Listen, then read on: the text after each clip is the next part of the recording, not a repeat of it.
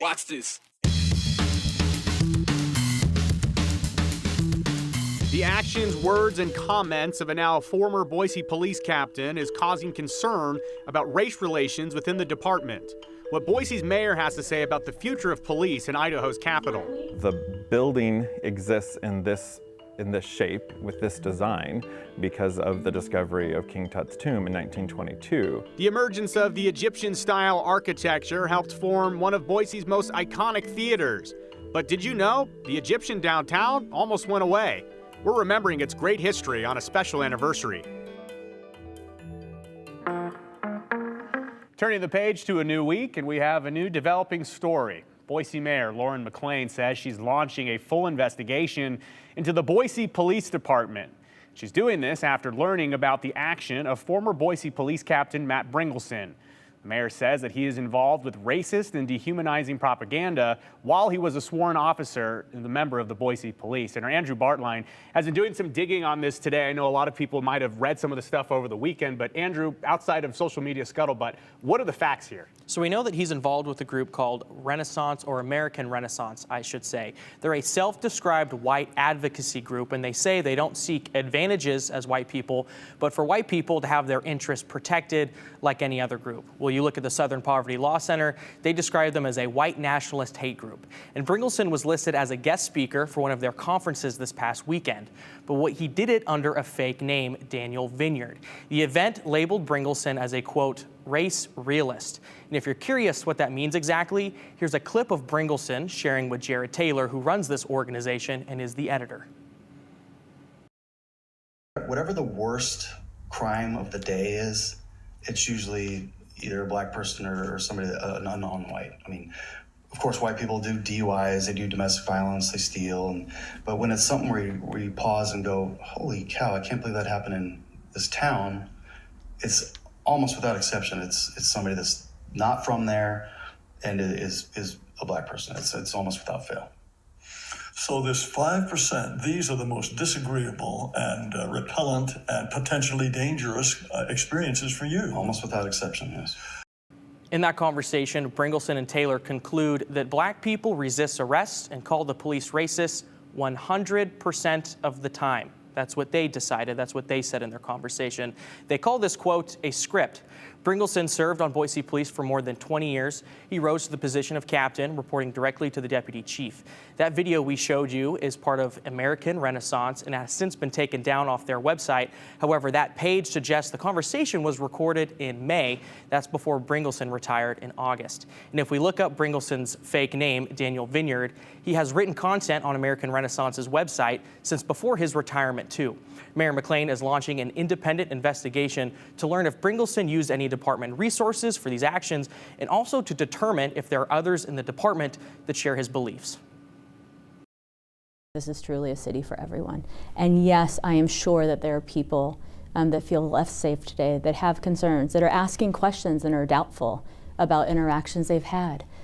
I can say that that is why we are taking these steps with an investigation, because 20 years is too long to have had someone serving in this department with these ideas. And we have to make sure that those on the front lines protecting and serving this community are doing so with the best of intentions. The city, the Boise Police Department, the police union, and the Fraternal Order of Police have all put out statements condemning Bringleson's actions. And the mayor even says if you're not going to cooperate fully with this investigation, then being at the Boise Police Department isn't for you. Another statement that was echoed by the police department when they put out their statement more recently today as well.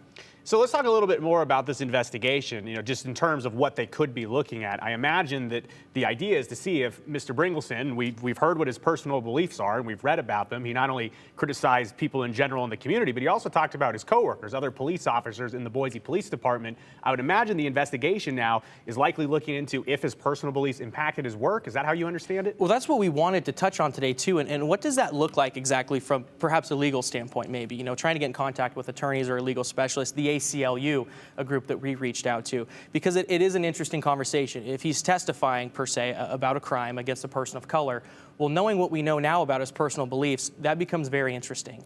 He was also a key source in the complaints against former Boise Police Chief Ryan Lee.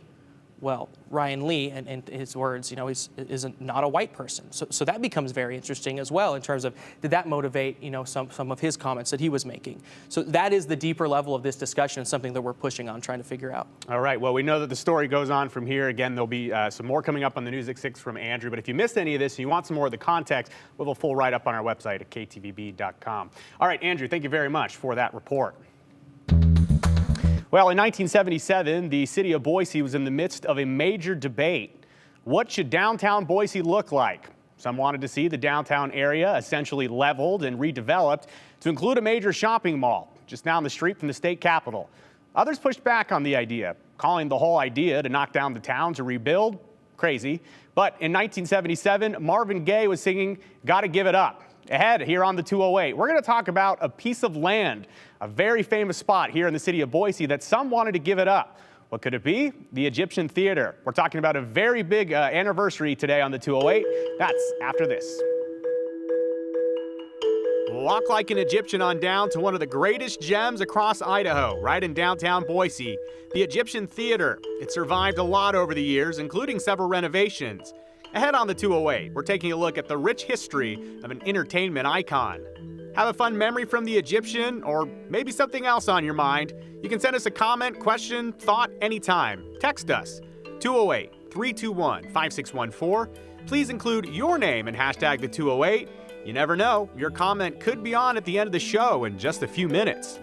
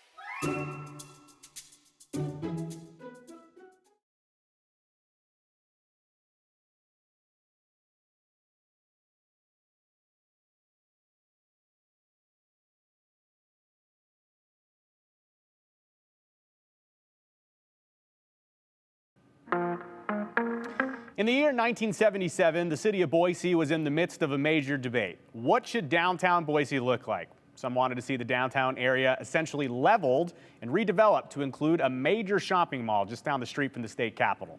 Others in the community, they pushed back during the 70s, calling the idea to knock down the entire town, rebuilding the whole thing. They called it crazy. But in 1977, even Marvin Gaye was singing the top hit, "Got to Give It Up." One spot that was on the chopping block in the 70s, the famous Egyptian Theater. And a fun fact for you, on this day 48 years ago, the Egyptian Theater was added to the National Register of Historic Places, all the way back in 1974. 3 years after that, 1977, one man was not singing "Got to Give It Up" when it came to the downtown Boise debate. Instead, it was more like the 1977 hit, "The Things We Do for Love" by 10cc. That love kept the current face of Boise from missing a major piece of real estate.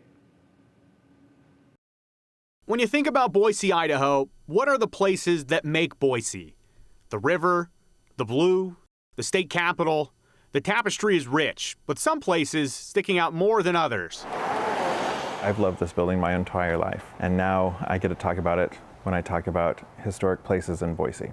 The Egyptian Theater, right in the heart of Boise. My name's Dan Everhart. I work for the Idaho State Historic Preservation Office. I'm the outreach historian. The historian Everhart explains, Egyptian aesthetic was all the rage when the Egyptian Theater was first built in 1927. It was meant as an escapist experience for folks who were looking for something new to entertain them. And don't forget the air conditioning, which was unusual in Boise at the time. So this was unlike any other place that you would have been.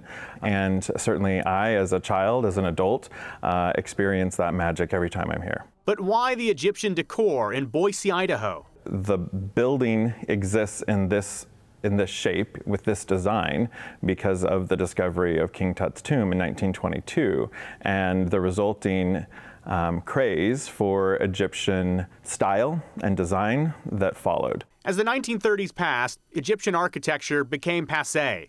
The theater in Boise and others like it around the country began to see changes. This theater itself was sort of whitewashed, literally, to remove some of the elements of Egyptian style and make it more modern. And of course, this is the American way. We get enamored with something for a little while. It's a craze, it's a trend, and then we move on, and we tend to forget about and sometimes actively seek to throw away. The Egyptian theater became known as the Fox and later the Ada Theater in the 1940s. Fast forward to the 1970s, the building finally returned to the Egyptian moniker, being placed on the National Register of Historic Places on November 21, 1974. The building became a target, though, for demolition as development of downtown Boise continued in the 1970s. In 1977, the fate of the building eventually landed in the hands of Earl Hardy. I'm Kay Hardy, and I'm the daughter of Earl Hardy, the man who was responsible for the preservation of the theater when he purchased it in 1977 when it was scheduled for demolition through the Urban Renewal Agency.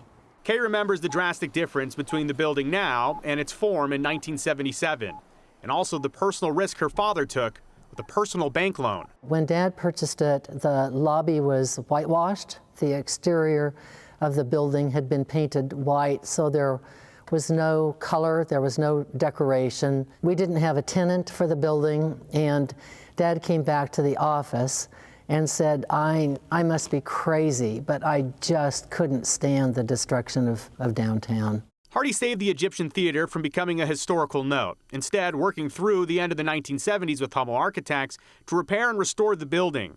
Fast forward another 20 years, Kay Hardy and her now husband, architect Gregory Kaslow, they worked on an extensive restoration again of the Egyptian in 1999. Well, it was an interesting building. The ceiling was thoroughly corroded, for example. So one of my first impressions was looking in here and looking at all the holes in the ceiling, all the rust stains, and so it was kind of a mess. So at that time, Dad had a lease with a national movie chain, and they would not shut down their movies for Dad to be able to repair the roof. And so the roof deteriorated, and he was not able to work on repairing the roof until the National Theater chain terminated the lease. So when I became involved, it was just a matter of slowly dealing with one thing after another until we could actually stage a formal restoration in 1999. The Egyptian was brought into the 21st century with a fresh look, ready for the new millennium. This is unique to Boise, and that uniqueness is important, and the character that it gives to the city is incredibly significant. So take this away, and you rip out a piece of Boise's soul. I don't think we could survive exactly the same way as Boiseans without the Egyptian theater. The 2000s brought new cinema and shows to the Egyptian theater, remaining a beloved, unique energy just down the road from the Idaho State Capitol. The new millennium, though, came to a screaming halt in 2020, a global pandemic, a time where all theaters became a place not to go. But that opened the door for another Egyptian aesthetic development. I don't think we ever discussed it. We just went right into it. The process has been invigorating, I would say. I'm not saying that it didn't come without hassles, but it's been invigorating because of the commitment to the theater and actually the commitment to the community. And the fact that we've had young children come in here on tours and then for events, and I remember this one young girl, and she said, I have never seen anything so beautiful. I didn't know anything like this existed. Kay, what do you think makes a building meaningful to people? I think that something unique helps people understand the uniqueness of culture.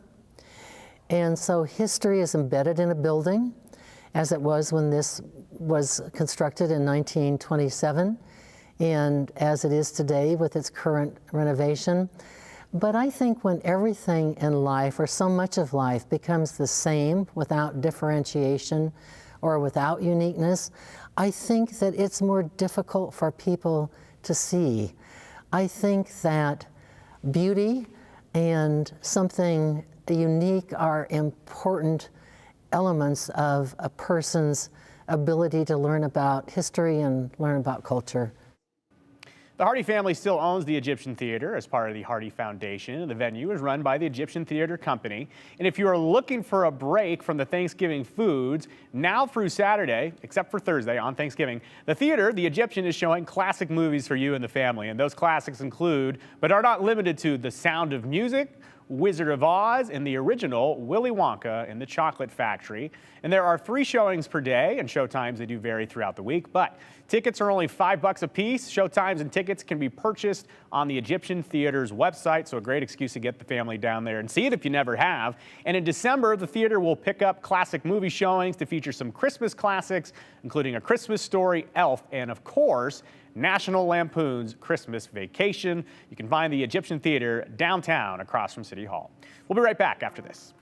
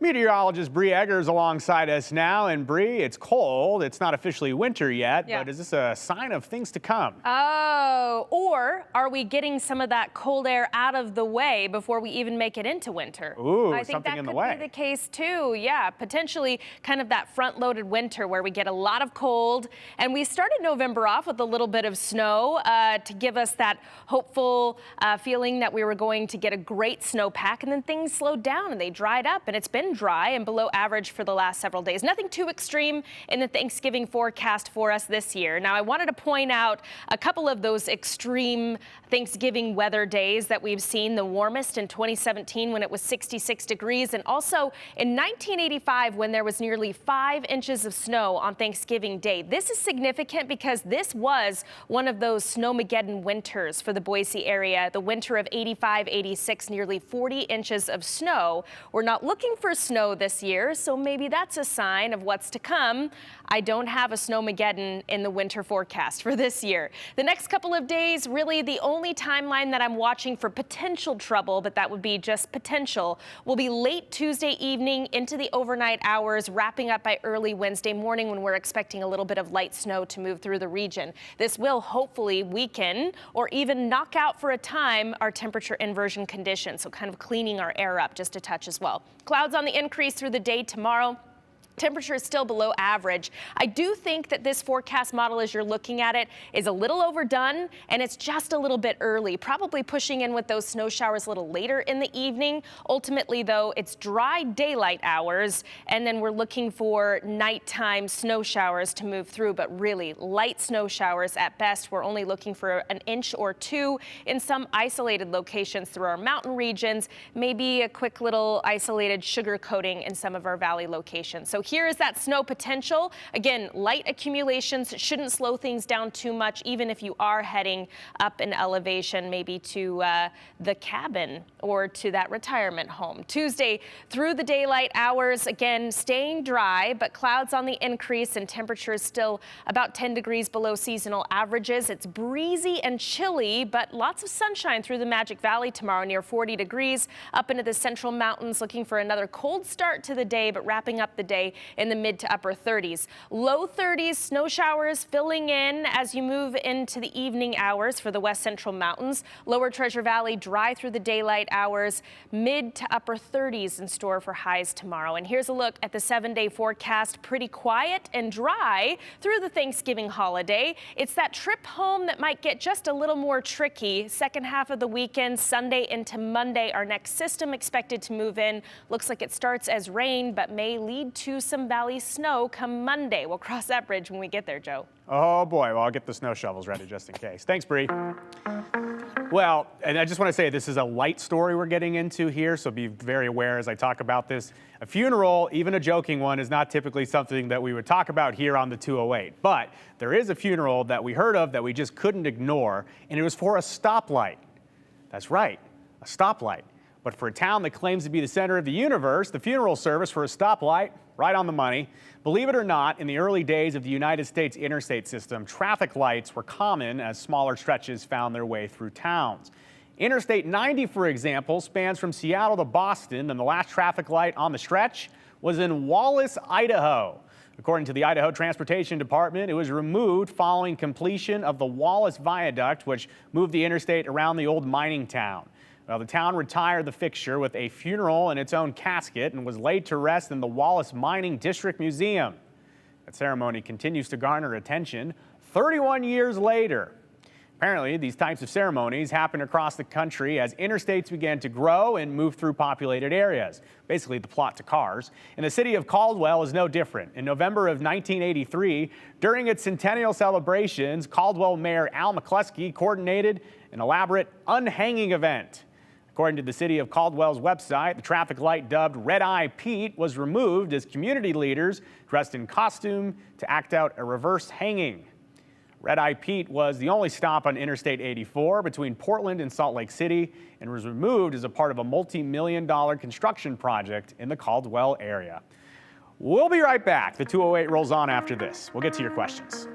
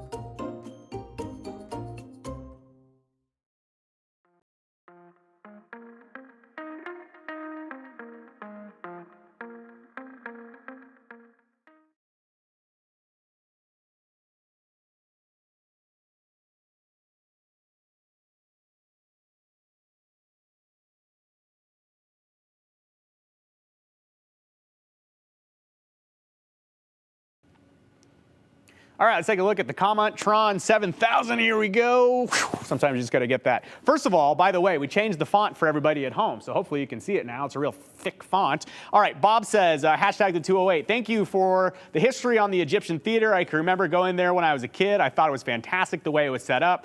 Thanks from Bob. On another note, he says, I believe the mayor wouldn't have had our ex-police chief step down if it wasn't for the investigation. Keep up the fantastic work. That from Bob. Okay, so interesting stuff there from Bob. I'm trying to get to our next comment here. Here we go. This person says, have always been curious about our beloved Egyptian theater. Fabulous show. Thank you, Joe. That's Barbara B. from Boise, hashtag the 208. And finally, this person says, husband thought the last name Vineyard sounded familiar. The lead character in the movie American History X was a neo-Nazi named Derek Vineyard, played by Edward Norton. I bet cash that's where the Bringleson got the inspiration for the pseudonym. So actually, Danny Vineyard, what is the younger brother of Derek Vineyard, that's his name, Danny or Daniel Vineyard. So you'd have to ask Mr. Bringleson himself, but yeah, good chance that's exactly where that name came from, American History X. All right, 208 rolls on tomorrow. We'll see you right before 5 o'clock. Right here tomorrow.